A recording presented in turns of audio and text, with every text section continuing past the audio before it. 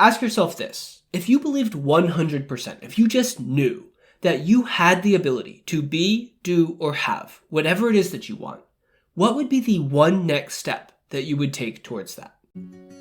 Welcome to The Joy Within. I'm Kyle Greenfield, and I believe that you have the ability to become calm, confident, and happy anytime that you choose.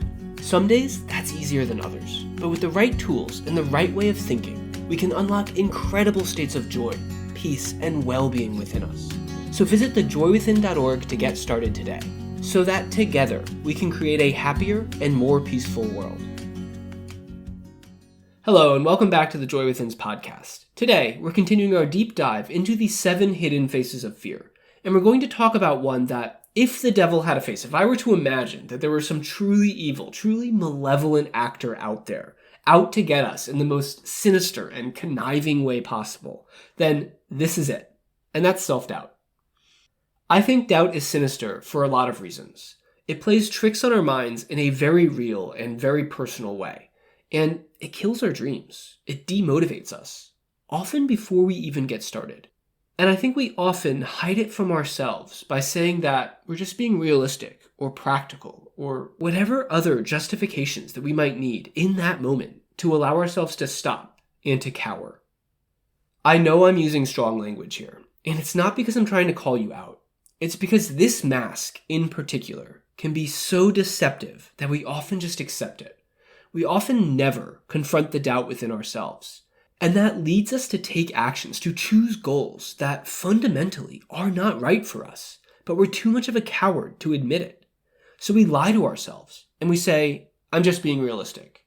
And, oh well, that's life. Or, can't always get what you want. Rather than go after the things that we actually want, the things that we crave on like a deep soul level. And it's because we're afraid. And you can say that's a fear of failure or rejection or loss or whatever. But I think, at least for me, fundamentally, it is deeper. It's a fear that if we were to truly believe in ourselves, if we were to allow ourselves that grace and step into the person that we imagine that we might be, if we were to really put ourselves on the line and for whatever reason we couldn't or things didn't work out as we'd hoped, then we would have to face up to what that would mean. There's a sense of not enoughness in that. There's an unworthiness to it. And I think the main fear here is if we are not worthy of being the person we believe ourselves to be, then who are we? Maybe that hits you a bit. I know I just got really deep really quickly, but I think these are core fears that we all hold on some level. And you can probably hear it in my voice that this one is really personal for me. I mean, I am someone who has veered so far off of the standard path that I can't even see it on the horizon anymore. And there have been so many times, so many ways in which I have had to confront my own doubts in that.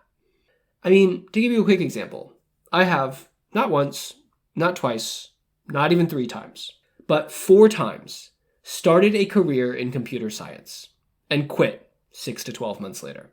4 times. Twice, I've dropped out of master's programs. And it's because every time I did it, I felt it was the safer choice. I was doing it because it was the logical option. It was the reasonable thing to do, the more accepted path.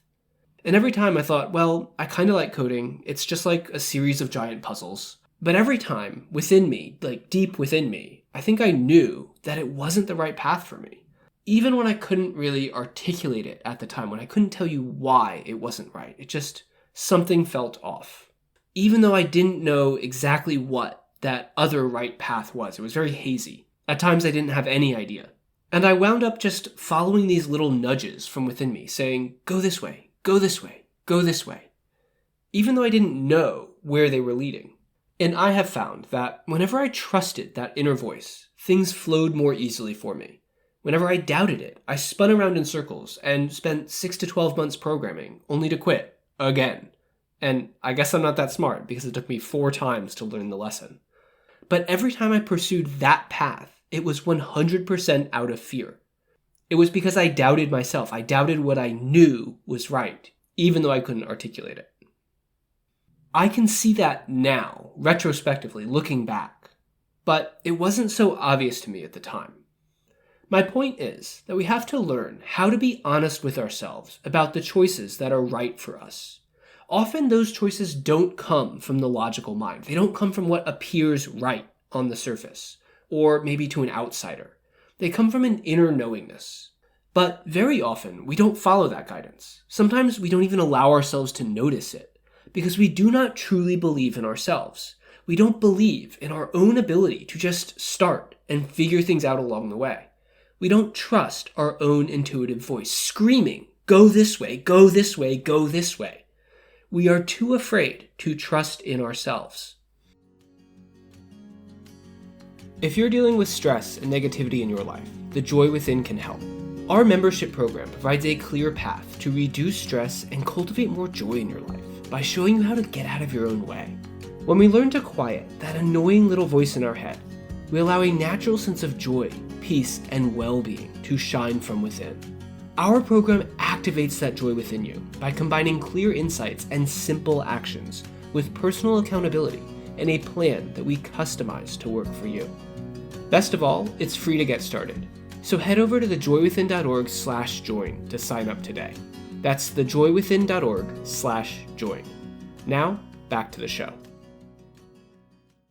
Now, I'm obviously not going to solve all of self-doubt for you in a single podcast, but I do want to share 2 tools that have really helped me with this. The first is to work on becoming truly honest with yourself about the things you really want. Not what you think you should want, what you truly want. And just start in whatever way is available to you right now to move towards that. So ask yourself this. If you believed 100%, if you just knew that you had the ability to be, do, or have whatever it is that you want, what would be the one next step that you would take towards that? And I encourage you just to play with this. I'm not asking you to go out and immediately make irreversible changes in your life. I mean, maybe that's right for you. I don't know. But the idea here is just to give yourself enough space, enough grace to play with acting from your inspiration. I want you to play with the idea of moving towards those quote-unquote unrealistic goals and just see what happens.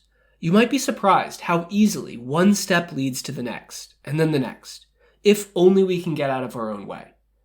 If only we stop holding ourselves back. The second tool is to raise the stakes to encourage you to take that action. There are a lot of ways to do this, but one strategy I love is to use a different fear to eliminate the current fear. So a minute ago, I mentioned unworthiness, a fear that we're not good enough to become the person that we imagine ourselves to be. And sometimes that fear keeps us from acting. So to counter that, see if you can identify an opposing fear that would drive you to act, regardless of the fear that you might fail. So for example, I have a fear of just going through the motions of life, of just getting by or just getting through each day. Yes, that is a real fear of mine. I believe that we all deserve more than that. I think a little part of us dies every time that we just make it through the day. And listen to how strong my language is here. That's on purpose. It raises the stakes on actions that I know aren't really in alignment with my true goals. Because I think if I just give in, if I just get by or go through the motions, then a part of me dies. So I have to move forward with what excites me and drives me. I have to find that feeling of alignment and passion. It becomes almost a survival mechanism if you frame it in that way. It's like we can amp up the fear of regret in order to push through the fear of failure. And that's just one example. We can do this in many ways with all kinds of fears. And we will be going through this in more detail, actually applying it for you with the fears that are relevant to you in the Fearless 2025 workshop that I mentioned. So again, if you want help applying this type of approach, actually figuring out how to put it into effect for you, then you don't want to miss that workshop. So head over to thejoywithin.org/fearless to sign up. That's thejoywithin.org/fearless. I know that today's episode maybe got a little bit deeper, a little bit more raw than you might be used to. And I by no means wanted to harp upon some of these negative fears that we hold. My point is that sometimes these fears are so embedded within us that we don't even notice that they're there. And we have to do whatever it takes to shine a light on them.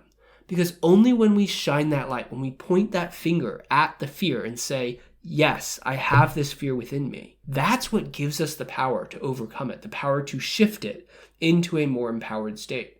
And as I've said, I think doubt is a particularly sinister one that all too often we just sort of accept and allow into our lives. And so my intention here was to try to jolt you a little bit out of that state, to jolt you into a higher state of self-belief.